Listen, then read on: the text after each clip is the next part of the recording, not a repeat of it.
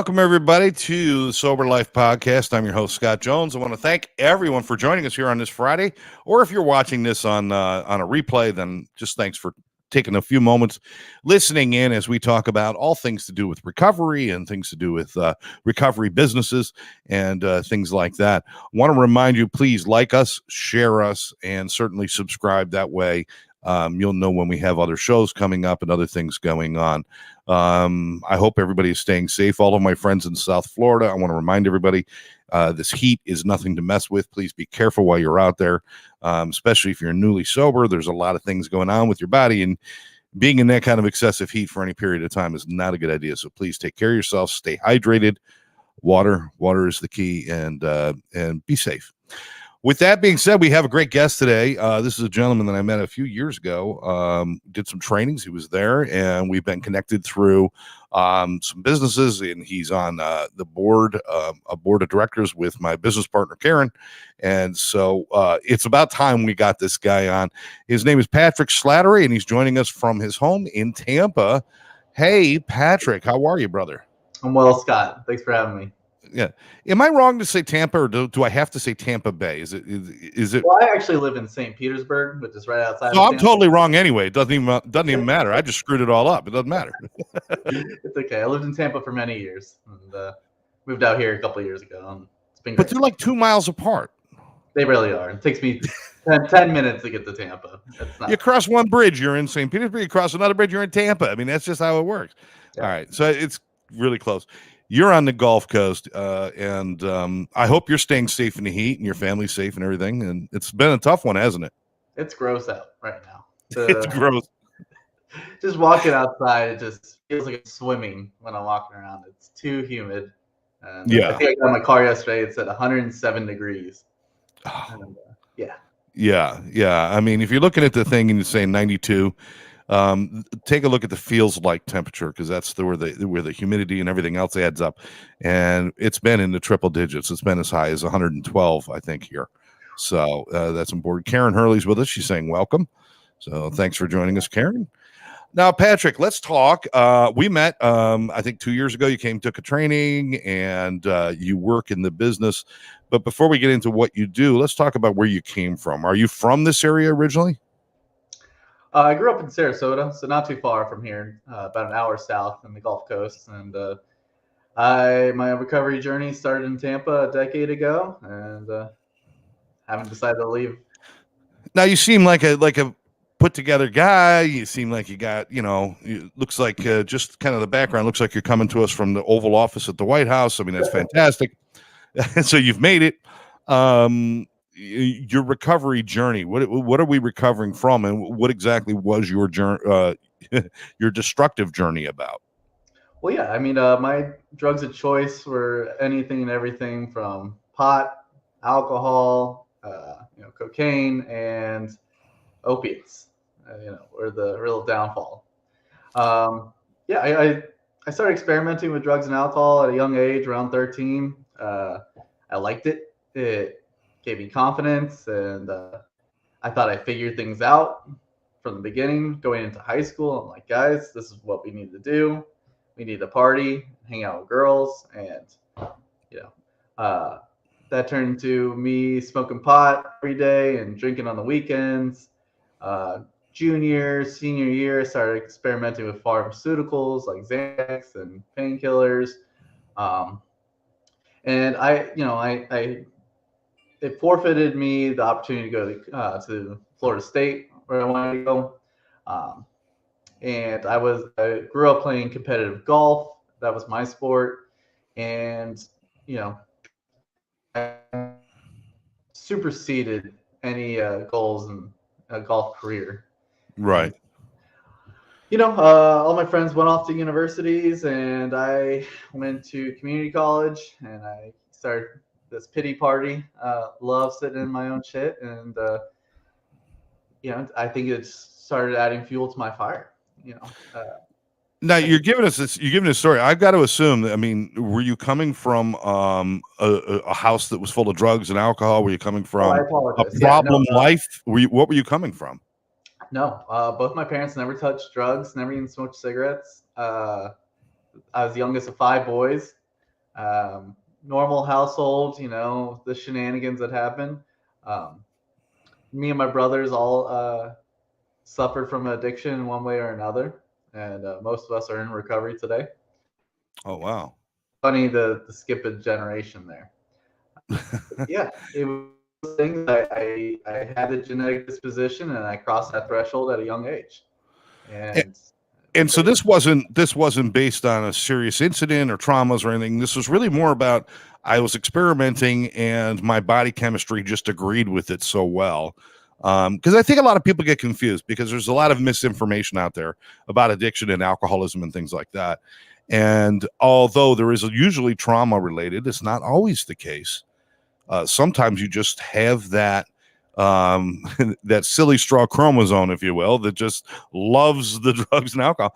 And when you experiment, as any kid might do, you take to it differently. I mean, did you know immediately that it made you feel a special way that you really enjoyed? Oh yeah. Oh, absolutely. It made me feel comfortable in my own skin, Mm. especially at a formidable age. I was 13, and puberty and awkwardness and all that. And, it made me feel comfortable. I didn't care what other people thought of me for the first time in my life. I didn't have expectations upon myself. It was just I got to just exist, and that was great. And Wow. So prior to that use, you did have some uncomfortability and social anxiety, if you will, or something. You didn't feel like you fit in, and then all of a sudden, wow, here you go, right? yeah, I don't think it was anything too paralyzing anxiety or anything like that. I Right, think right. it happens with growing up. You're awkward. Your body's changing. You Yeah. start having feelings all the time, and it's crazy. And the hormones are starting to kick in. And having not being able to cope with that, I was never given any coping skills growing up on how to deal with life and uncomfortable feelings. It's usually, and it's not unique, but our household was Irish Catholic, and so you don't really talk about that kind of stuff, and Yeah. you kind of just bottle that, bottle that up, and don't bring it up ever again. And So at 13, you experiment. You're on the road now, and as you get into your teens and into your college years, you're using. Um, was there any point where you knew that what you were doing was not a good thing? I mean, obviously, when you're experimenting, you're just like, okay, I shouldn't do this, but I'm sneaking. I'm going to do it anyway. But where you actually recognize there might be a problem. I think I started recognizing the problem is when I started feeling the after effects, not just from like hangovers and blackouts. I just thought that was just that's just part of the party lifestyle. It was when I started experiencing withdrawal symptoms from opiates for the first time. Uh, That's when I was like, oh, this sucks. And I remember like maybe I'll just drink some water and take some Advil, and it didn't go away. And I'm like, mm. oh, and my brain immediately is like, the only way to make this feeling go away is continue using opiates. And So you had tried other ways to dispel those feelings and thought, well, maybe I'll oh, just. But you went back because the sickness was kind of helping you back. Yeah. Oh, I've tried so many different ways to get rid of the withdrawal symptoms. Everything from chugging detox drinks that they sell at shops, and trying to run it out, to even trying. I've heard one time like use cocaine or to get rid of the withdrawal symptoms from opiates. Well, And that was actually Sigmund Freud actually came out with that. The way to beat heroin addiction is to use cocaine, and and for it was years Sigmund Freud was a cokehead. So it's just kind of amazing how that works. Um, so during this time, you say you've been sober what 10 years now? it'll be 8.5 years. Yeah. 8.5 years. So at what age did you stop? So I went to rehab 5 times. Oh I wow. went to the state detox 12 times. It was, I thought, oh, I'll just withdraw from, I tried to withdraw from home once, and it worked. Except I just started drinking a lot. And I thought to myself, as long as I don't touch the pills, I'll Yeah. be okay. And I Good started plan. drinking. Good plan. it got bad. It got bad with the drinking. I was drinking like a half gallon of Seagram 7 a day. I was trying to smoke as much pot as possible, and it was the mental part of Yeah. it, the mental addiction. And I still was uneducated about any of this. I just thought, oh, okay, if I get over the physical withdrawals, I'll be fine. And I wasn't educated in the disease of addiction and Right. what it had already done to my brain and all the synapses. And so I I would relapse, couldn't understand why I relapsed, go through it for years, on and off for years, and then I went to rehab a couple times, and I didn't learn much except how to do drugs properly, and then Yeah. I went up to Tampa, went to rehab, and I was introduced to AA, and I was introduced. The attraction of AA was there was young people, because I was 20 at that time, Yeah. and there was young people who had time sober and they seemed happy. And I was seeing, a 25-year-old with 5 years sober, and he's laughing, having fun with his friends. I was like, oh, there's actually some hope here. I could have that, and it was really exciting. And again, I got over the physical, then I got over the mental, but I couldn't grasp the spiritual aspect of it. Mm-hmm. And that took a couple more times of trying to do it my way and failing. And eventually, I had like a year and a half sober. I was doing really well, and I had my life back. Um, then, because my life came back, I wasn't prioritizing my recovery anymore. It's the Right. tale as old as time, the job, the girl, the whatever. And I had to learn the hard way. So I started acting out in different ways. I started gambling. That was a new addiction I didn't know I was prone to. And basically, I lost all my money one night, and I started drinking. And within 6 weeks from that first drink, I had given away everything I earned in that year and a half of sobriety. Wow. To the point where I lost the girl, the job, the truck, the apartment, and I got to this point where me and my landlord were about to get in a fist fight because he expected me to pay him rent, and I Wow. wasn't. I Yeah. wasn't trying to do that. I know how Imagine that. Yeah, Imagine that. Really. Don't you couldn't know believe who I am? it. Mind you, I already pawned everything in my apartment. I was sleeping on the floor. At one point, I had used the curtains as a bed sheet. Uh, it was a bad. So I remember I called my family up and I said, "Hey, I screwed up. I need help." And they said, "Yeah, you do. Good luck with that." And they hung up the phone on me. And Wow. I think that was such a pinnacle point in my recovery where, okay, no one else is coming to help me. No one is going to make me do this. I have to do this. And I had to make a decision right there. Do I continue on to the bitter end, which I well aware it's going to be jail, an institution, or I'm going to die from this? Or should I go and give it another try? And so, long story short, I called up it was a Friday. I called up another treatment center. They said, "Can you come in Monday at noon?" I said, "Sure." I roll in at 4 p.m., just out of my mind, high as hell. And they go, "Come on in." And that's when I had the worst withdrawal of my life because it was like 3 weeks of no real sleep. And we're in this like tiny apartment style place. It's super dated. There's like a 13-inch boob tube TV with a DVD player, and someone had left a bunch of Nicolas Cage DVDs. And so I was for 3 weeks straight, I would just watch the same 7 or 8 Nicolas Cage movies over and over. And I was gray. I look at my intake photo, and I was just completely pale and gray, and no pigment whatsoever. I I was just defeated, man. People ask what was different that time. It was me. I was just so defeated and so empty on the inside, and I just knew I had to stay put. I was still out of my mind crazy. I still wanted to go get high, but I knew if I just stayed put, things would get better. And then I just proceeded to get really involved in 12-step work again. I got a new sponsor who was super old school, and we did the most thorough step work of my life and really kind of got to the nitty gritty of it all. And next thing I know, a year went by, and I had lived at different halfway houses throughout the years, and they were all uh, dilapidated, subpar. The slumlord wet dream is what I used to call them. The roof would leak every time it rained. Right.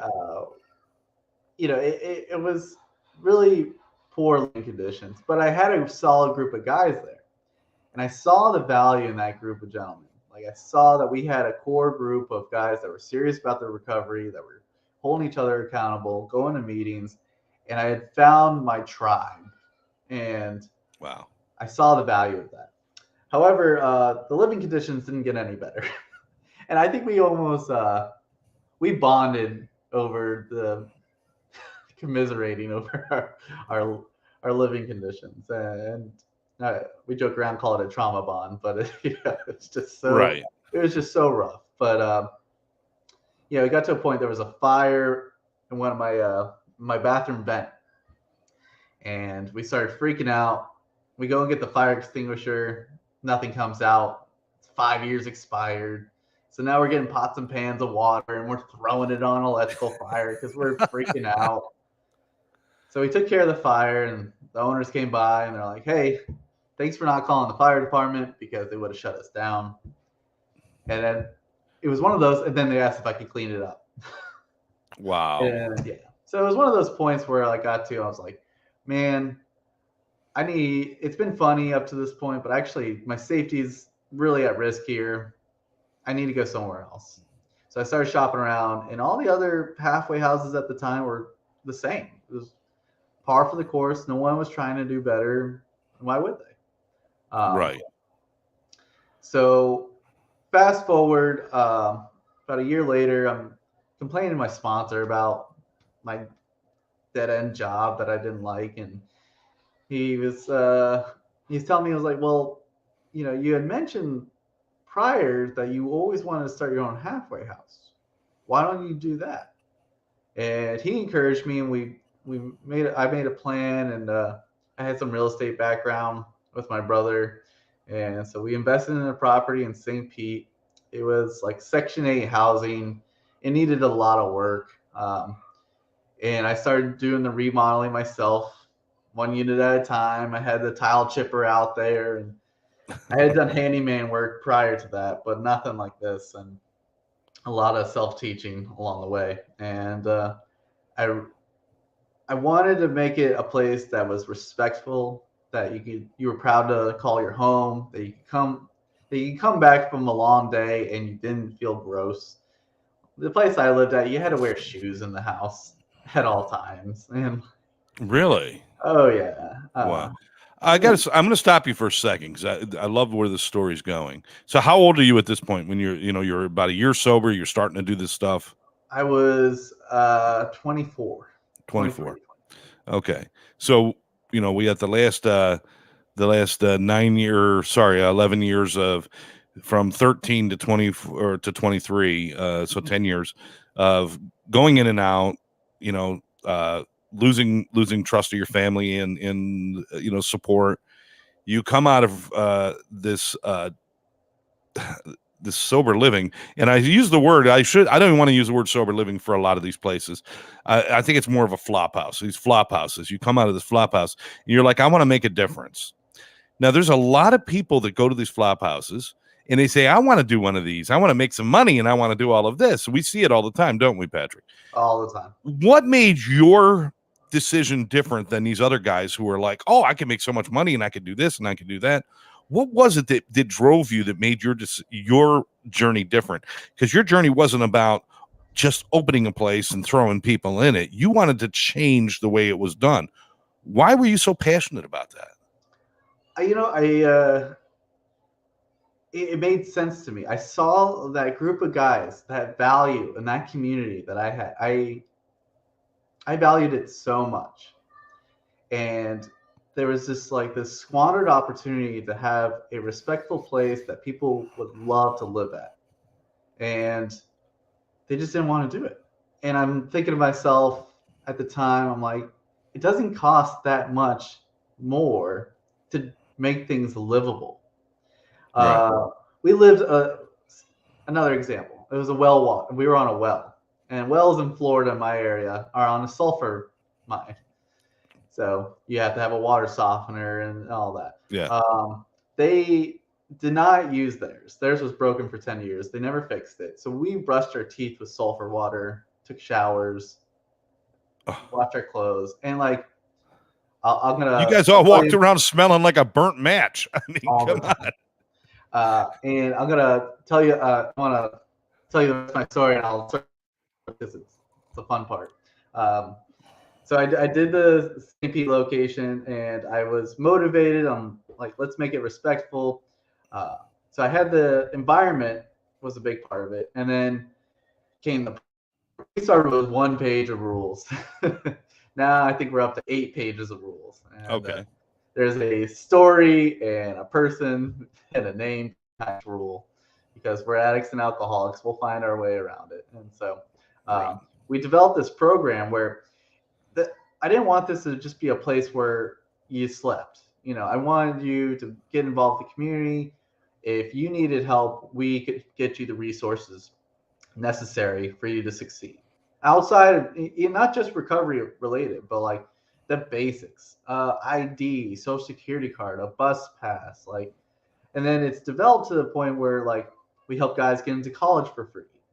We help guys get a discount bus pass that's 10% of what it retails at. We help guys get jobs. We help resume building, and then being support in early recovery and coaching guys on what does a sponsor look like, and where to go find one, how to sign up for service commitments, why it's important.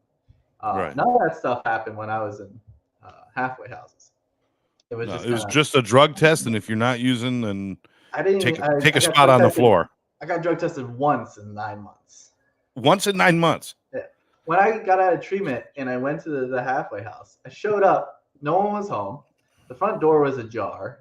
I found a mattress that didn't have anyone's stuff on it, and I claimed it as my own. There was no paperwork or anything. I just showed up, and that was, yeah. And so fast forward, now there's we've, in my opinion, professionalized it, where there's a paid staff of someone in long-term recovery who's on site, who is not just, we have house managers, but it's not just house managers. You have someone who's steering the ship, who's guiding the community and making sure that the property is in good working condition. When things break, they get fixed in a timely manner. Common sense. So anyway, the St. Pete property started doing well. We had to go get FAR accredited. FAR, the Florida Association of Recovery Residences, is the certification body for the state. And so to have a professional referral from a treatment center, for it to be legitimate, it needs to be to a FAR accredited home. So we went through that process. And at the time, it took about 9 months for me to get FAR accredited. Today, we've optimized it to where guys, programs can get certified in 60 days. And so we're really happy about that. I gotta ask though. There had to be times when you were doing this, Patrick, and I just want to be real because a lot of people, maybe even some people, go in with your intentions. Maybe some people say, I want to do it the right way and I want to build something special and different, and then it gets hard, because I know it wasn't all easy. Even just that scraping the tiles by hand and doing that kind of stuff is like, really, why am I doing this? What was it that kept you on track? I mean, I am so impressed with what you've built with Real Recovery, and we'll talk more about how people can learn about it. But what was it that kept you on track that didn't allow you to say, you know what, screw it? I'm just, people need a place. I'm just going to give them the place, and we're just going to be fine. How did you keep going? Was that spiritually led? Was that just a mission that you had? What was that? Yeah, I guess it. I don't think anyone's ever asked me that. To be fair, I think it was my call. It was my, I was, I was so focused on this goal of just getting this, remodeled, and then getting it furnished, and then getting guys in, and then getting this program, that like there's always just one thing after the other that I just kind of always worked at the task at hand. And I didn't know what the end goal would be. I just knew that if I kept my head straight and I kept working on it every day, you know, people would benefit from it, and people would appreciate it, and get better. And I wanted to be a part of that journey for people, and I wanted to give people that option. Uh, to the point where I think I was so focused on the day to day, and I was, I didn't really focus on the big picture at the time, because I was just, I think I had hesitation, like, is this going to work? What problems am I going to run into today? Uh, Played a lot of whack-a-mole. I'm trying to fix one apartment. Now this guy needs my help, so I got to stop what I'm doing over here to help this guy. And then and I had to hire like an employee who was a guy at the halfway house I do. So he knew what I was. He saw my vision, my goal, because he had tail. Halfway house I went to was just a shit show and blah blah blah. So I didn't want people to have that experience with us.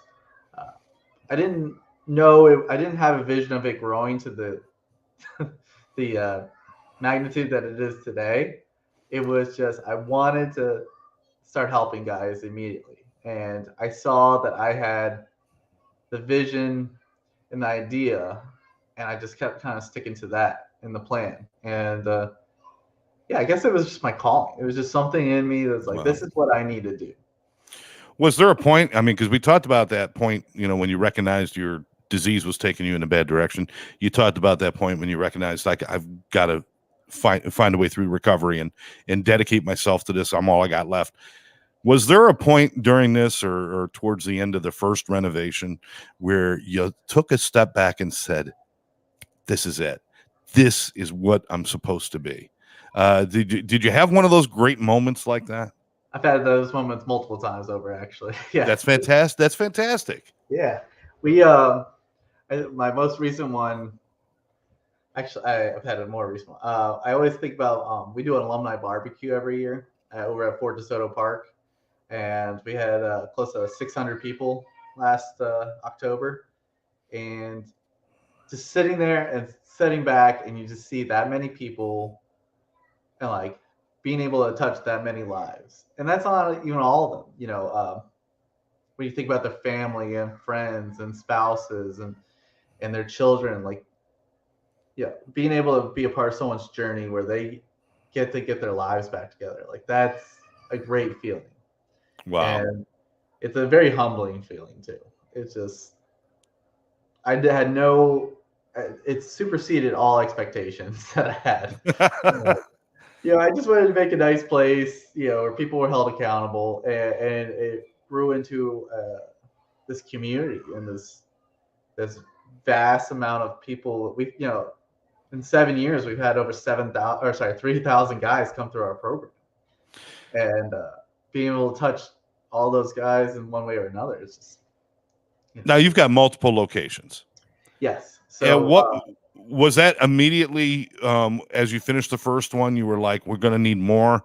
Or was that once you saw the people start to thrive, you realized this model works? I said, this model works, and people were telling me, we need this over here. We need this over here. And so the plan wasn't to have like a bunch of them. The plan was to get one that worked.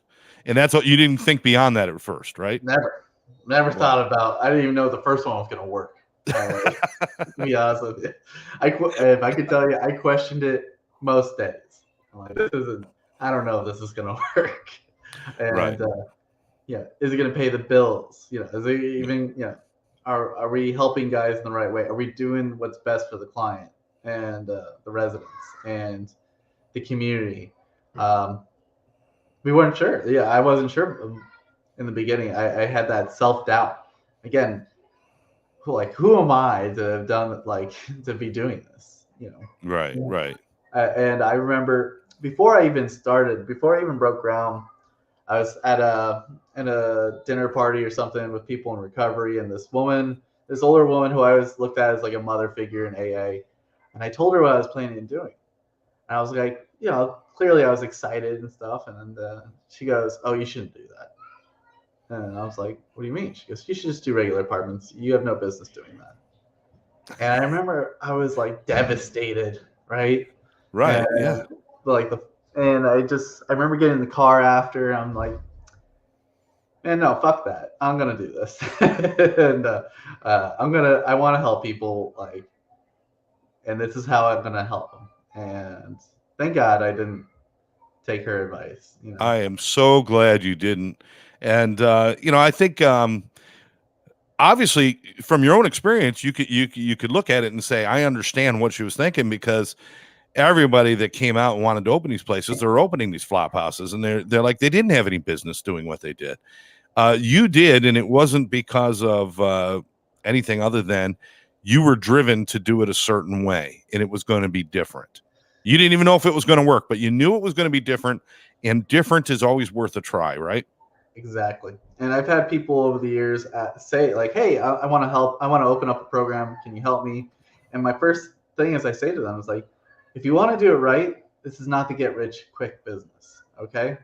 People see, 2 beds in a room. Some programs do bunk beds and all that. I don't do any of Yeah. that.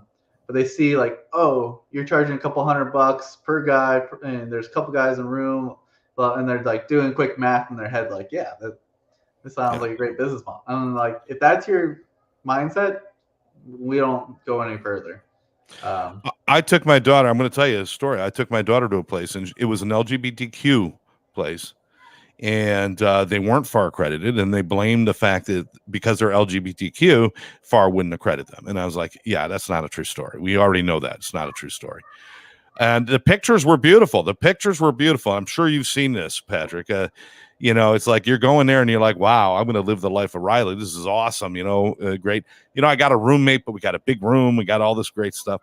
I got to the place and there were 5 beds in one bedroom, to the point where her bed was in the corner, and I had a roller suitcase that I could not roll through the room. It had to be lifted over beds to get to the back of that room. It was so tight. If there was, I mean, just a fire hazard alone, should have shut them down. And I'm like, why do these places exist? How are we, so now you're doing it the right way. What happens now with you? You're building this thing, and you're like, then you get involved with FAR. You actually want to change the whole system. You don't just want to change how you do it. You want to change the whole system, don't you? I think, I think that there needs to be accountability. These are vulnerable adults. Yes. And, we've seen so much happen in South Florida over the past decade, and a lot of good has come out of it with cracking down on treatment centers taking full advantage of vulnerable adults and people who are just trying to get better. And there wasn't really much oversight or regulation on transitional housing. There still isn't a lot, even with FAR. Um, they're. I'm not a big government guy, and I don't. I think that having a non-government entity be recognized with authority through the state that can regulate and hold people accountable that are running these programs, because Yeah. you have people's lives in your hands. This isn't. You're not just a landlord. Like you're supposed to be guiding these people in early recovery. You're supposed to give them a safe, clean environment with respectable, boundaries. Like these are human beings, and Yes. it's tough. It's not. It's a tough population to deal with.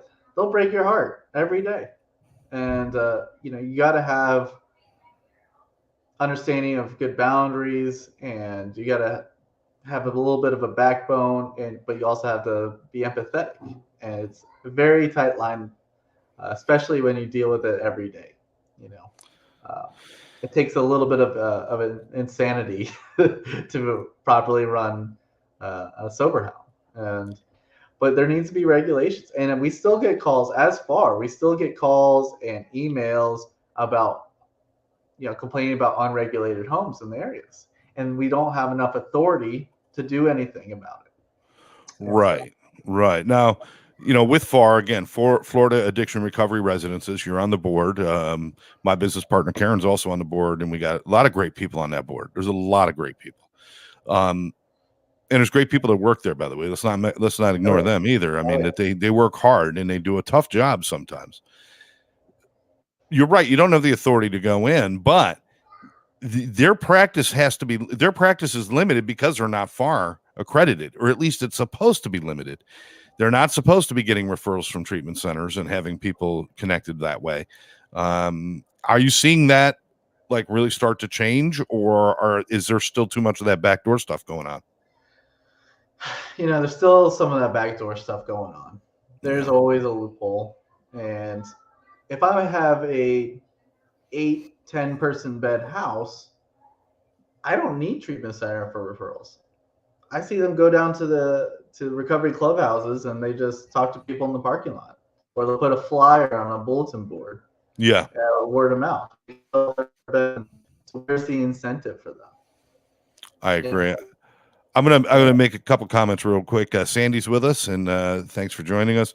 Karen says, "Awesome, so glad you kept going. You're a true caring model. You're real recovery. Thank you. Congratulations to Patrick for his vision in helping so many." Michael wants to know what state this is in. We're in Florida, Michael. Michael catches some of my other podcasts. We're in Florida. We're talking about the recovery system in Florida. So, I just want to throw that out there. But just like all treatment centers, hospitals, any kind of level of care, you've got things like Joint Commission, where it's not a government body, but it is an accreditation that you need to operate. It's either that or you got to have the CARF accreditation, which is not a government. And then, of course, you need your DCF, which is, that is the government. But, so FAR fills in like that. And, are you guys expanding, growing? What is your vision for FAR right now? For FAR, I think we're continuing to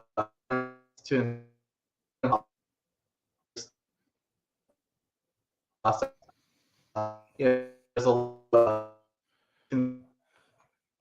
difficult to get it. They don't. These are where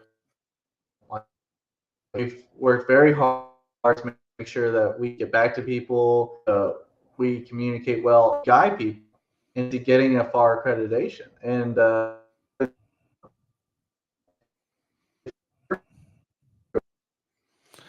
yeah, you're breaking up a little bit. I'm only catching every other word right now. Are you having some weather coming through the area right now or something? Or did have some thunder. Yeah. You just got a little bit of a breakup. I apologize. But we're coming towards the end of the show now, actually. Anyway, I wanted to tell you real quick. So yeah, please. That house is a fun story. So that house that I went to, they saw what I was doing. They asked me to come through and purchase the property. So I went back. I did a full gut remodel. I fixed the water softener day one, and now it's a beautiful home and helping and continuing that pillar in the community of a recovery home in that area. And it's been operating for 20 years, and I take pride and ownership in being able to continue that legacy, and with much better living conditions. And I'm super happy about that. And the treatment center that I went to, that was also where I couldn't sleep for 3 weeks, and all those Nicolas Cage DVDs. Yeah. Same thing. They went out of business. I went over, fully remodel, and continue that legacy as well. And I love that full circle of it all. And that's fantastic. It's a fun part of the story, and being able to continue helping so many people. I love that. Your real recovery, sober living. Do you have a website people can go to learn more about you? Yeah, it's recoveryfl, like Florida.com. and people could put in applications through the website, and all the photos are are real. And there's client testimonies and all the pictures and as much information. And we also utilize it as a community resource page where even if you don't live with us, you can still utilize a lot of the tools that we give out. So, That's awesome. A little suggestion for people. Don't look at, certainly you're very cognizant of the picture up there has got to be real. It's got to be, most places don't do that. One way you can avoid that, I know you can't always drive to a certain thing and see it in person, but you can get a hold of somebody who works there. And first of all, if you can't get a hold of anybody that works there, don't go there. If there's no contact that will contact you back, don't go there. But if you get a contact from somebody, they can actually have them do a video tour to make sure that what you're seeing is what you're seeing. And if they're not willing to do that, probably a bad sign. Two quick questions. First of all, the name Real Recovery, where does that come from? I really don't like treatment jargon. I don't think that's how normal people talk. My sponsorship family, when I would early on, I was like, well, I really feel like I'm minimizing my disease. And they're like, stop talking. Like, that's not how people operate, and that's how we converse. You need to talk real, and you need to be real with yourself. And that was always something that kind of, stood true with me. Like, you got to be real with yourself. You got to be real about your recovery. And, treatment's great, but that's all that treatment talk and lingo and jargon is not how we converse in this reality. So I love that. Yeah, we're the transitional new pair of glasses, this, that, and fourth step. Yeah, you can go on and on, but you're right. Real Recovery. It's raw. It's right to you. I invite people to please check you out. I'd also like to ask you that I'd like to do a special show coming up in the next couple of weeks where we have all the members of the board members from FAR, and we really kind of put out there what your mission is and talk about it. Would you be willing to do that with us? I would love to. Okay, fantastic. Any messages you have? Michael wants to say, have you thought about expanding your ideas to other states? So we have I had a cousin in Iowa wanted to do what we did. So we opened up a Real Recovery Dubuque, Iowa. Wow. We ran it for 2 years. It wasn't even really breaking even, and it was losing money. So what we did was we sold the property to a nonprofit, started his own nonprofit, Sober Living, and I gifted him furniture and everything. And he is continuing to operating today out of Dubuque, Iowa. It's called ZTM Sober Living. He's just doing great out there. And so, for me, like, to proper oversight is key. Maintaining the quality. It's nice. It's nice to have you. If your name's not on it, but the model's out there that you created, and that's got to feel good. Oh yeah, I'm so proud, happy. And Dubuque, Iowa, did not have any kind of halfway house sober living whatsoever. Right. And there was a huge meth problem going on there, and the fentanyl crisis happened there too. And there wasn't that resource. So having that resource there, I'm so happy. And he's helped out hundreds of guys over the years out in Dubuque, and I'm really proud of him. And fun story, I had a guy live in one of my properties in St. Pete who was from Dubuque, and he ended up living there for a while too. So. Oh, wow. That's awesome. That is awesome. Well, Patrick, I can't thank you enough for taking time out of your busy day to spend it with us and to share a bit of your story and about Real Recovery. Please, realrecoveryfl.com. Check it out. Learn a little bit more about it. If you or a loved one is looking for sober living, please take this seriously. Don't just assume that because they got pretty pictures and bells and whistles that they're going to be the right place for you. Check them out. Talk to the people who are there. Many times we see the failure in recovery come from where they're going after the treatment, and we don't want that. We want to have the supportive services. I love the fact that we're helping them with jobs, you're helping them with resumes, you're helping them with services and discounts and savings in different areas. These are all things that are available, but nobody's sitting down and saying, hey, look what you can do.